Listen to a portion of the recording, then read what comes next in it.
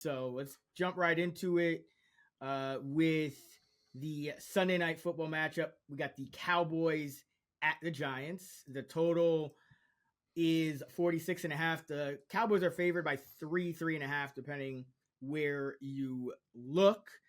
Who do you like for your captain spot? I got to go with Darren Waller here because, I had a hunch Waller was going to be Daniel Jones' top target this year. I think everybody did, but it became even more evident in their limited preseason action together. Waller saw a target on Daniel Jones' first 3 pass attempts. So if that's a sign of things to come, I mean, he could have a monster season. There's no doubt that Waller will be a top 5, maybe even a top 3 tight end. I think he's your tight end 3 this year. When healthy. So I want to invest in him as much as possible when he's healthy. So there's no better time than week 1, especially against the Cowboys. I mean, it is a tougher matchup, but in the captain slot, I think Darren Waller makes a ton of sense. Yeah, I mean, the Cowboys did really well against tight ends, but a lot of that was because they only allowed 1 touchdown, and touchdowns are notoriously the most volatile stat. So I do think you're going to see some regression. I don't think the Cowboys are going to go another season allowing just 1 touchdown. But yeah, I really like the way the Giants have lined up Darren Waller all over the field. They're essentially using him like a wide receiver. Might see some snaps in the backfield for Waller as well in this game. And, there's no real film on him, so that should be another advantage that's working in his favor. I like CeeDee Lamb. I think that he has the best matchup here, even if he has to go against Adoree Jackson, who may end up being the Giants' starting slot corner because rookies Deonte Banks and Andre Hawkins have played well and may start outside. But Lamb was targeted in Jackson's coverage 7 times in that first matchup with Cooper Rush, no less, and he caught 6 of 7 for 57 yards and a touchdown. And overall, in the 2 games against the Giants, the first game, 8 for 87 with a touchdown, and then the second game, 6 catches for 106 yards, and that was with Dak Prescott. He also had 2 rushing attempts against the Giants last year. So I think CeeDee Lamb, high upside guy here, and I think he is going to have a monster year, and it's going to start off here in week 1. And he's also the best Dallas receiver against man coverage, which is always big when you're facing the Giants because Wink Martindale, the defensive coordinator, loves to blitz, loves to play man coverage behind it. Even when he's not blitzing, they play a good amount of man coverage. So one of the man heaviest, if not the man heaviest defense in the league are the Giants, and CeeDee Lamb, 2.9 yards per route against man coverage and more than twice as many yards against man as any other Cowboy receiver last year, according to Pro Football Focus. So great matchup for Lamb. Yeah, for sure. Yeah, can't go wrong with Lamb here. And Tony Pollard's going to probably have to stand and block a bit more, which could lead to a couple more targets for CeeDee Lamb. So yeah, I think definitely going with like a pass catcher in this game specifically is probably the way to go. I mean, Saquon Barkley is probably another good option for the captain slot too, right? Yeah, I'm actually going to talk about him next. Oh, because, okay, sorry. Yeah, I think it's a big kind of studs and scrubs. Oh yeah, roster construction at least how I'm seeing it. But who do you like for value? So I'm going to go with Jake Ferguson here. I know we're both high on him, at least entering the season, because he should be the Cowboys' starting tight end. So he should be taking over most of the snaps, targets that Dalton Schultz is leaving behind. So Ferguson just has massive upside in this role. And he thrived against man coverage last year as well, along with CeeDee Lamb.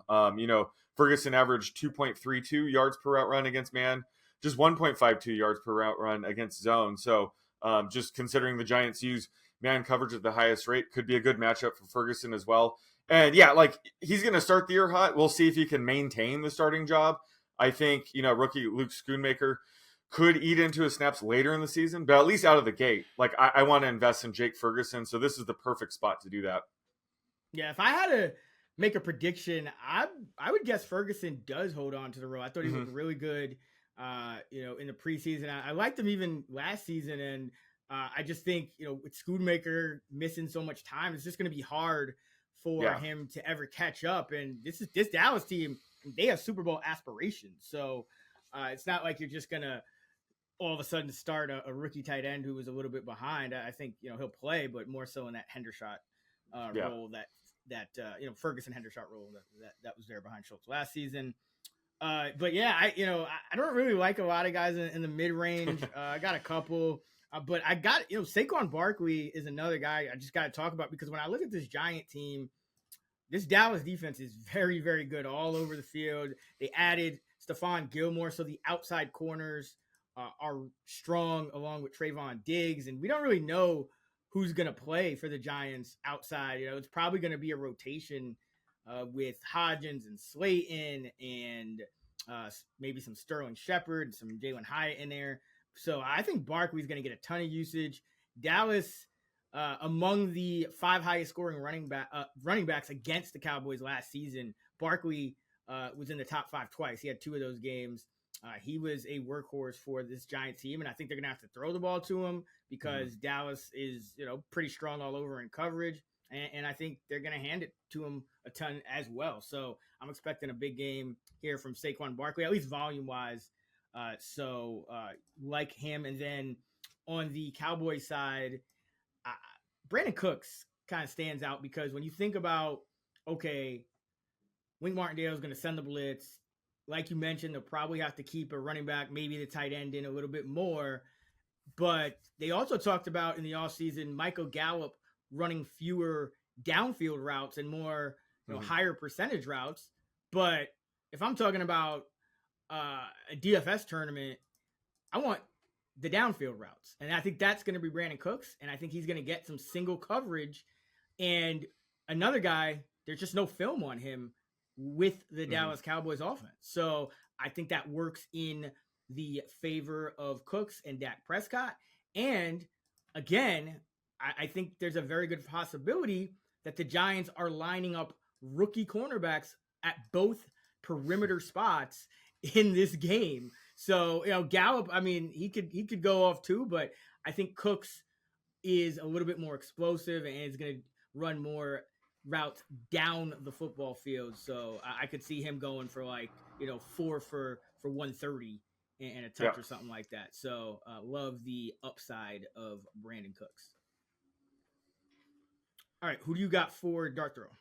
So for my dart throw, I got to go with Jalen Hyatt here, just because, this is a crowded wide receiver room for the Giants, and he's one of many rookies that's probably going to be buried on the depth chart, at least initially, to begin the season. But he does profile as the team's best downfield threat, so he should see a handful of, potential explosive routes, targets in this game specifically. So could definitely see him getting loose for a deep ball, maybe a touchdown here.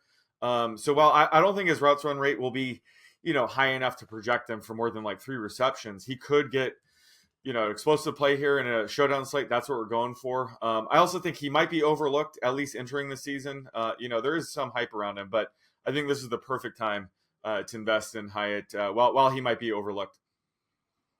Yeah, I think you could say that about almost any Giant receiver here, right? True. They're probably going to play 5, if not 6 wide receivers in week 1. And Hyatt certainly is the most explosive and the most intriguing.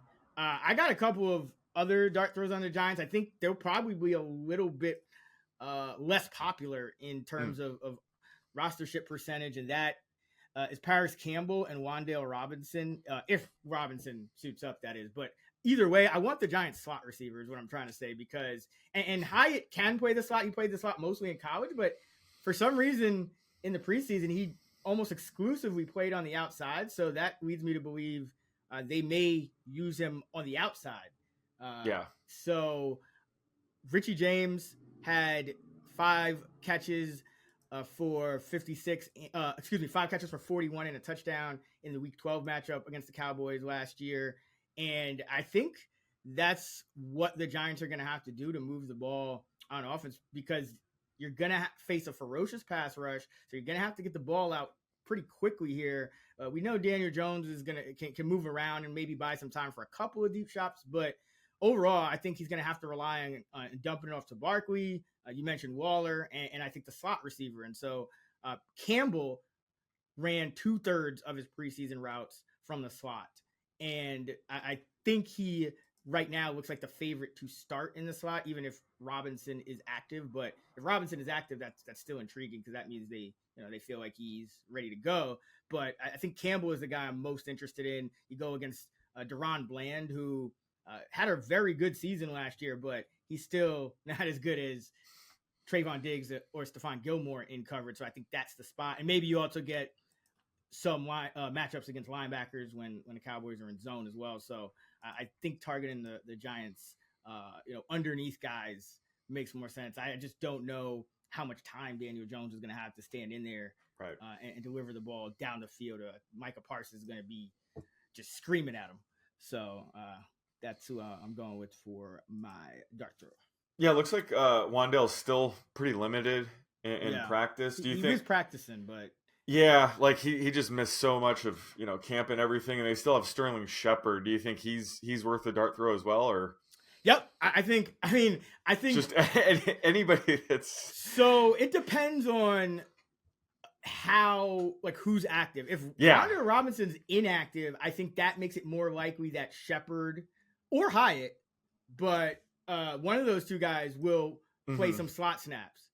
If Wan'Dale Robinson is active, then I think Hyatt and Shepard play mostly on the outside, and it's kind of a 4-man rotation with Slayton and Hodgins on the perimeter, and Campbell and Wan'Dale would play in the slot. So Wan'Dale is kind of the linchpin here. Like if he's inactive, I think that's when you really want to start targeting Shepard. But either way, Campbell probably starts in the slot. So that's why he's my most confident play among these Giants receivers in this matchup. But for sure. Tough. Just this is definitely one of the wide receiver rooms that we're probably both going to be updating our projections constantly up until kickoff. So just be sure to check our updated projections come Sunday night to see where we stand on these guys, because there could be some movement later this week.